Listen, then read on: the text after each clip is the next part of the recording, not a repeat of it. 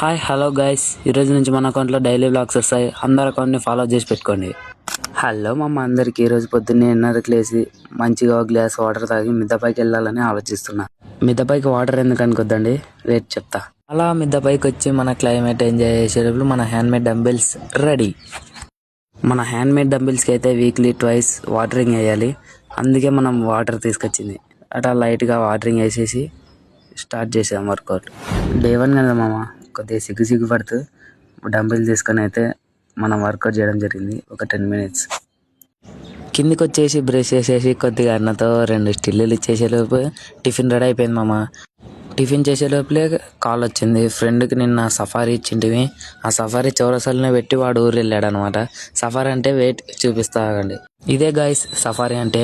ఈ సఫారీ మీద ఇంటికి వెళ్ళడం జరిగింది.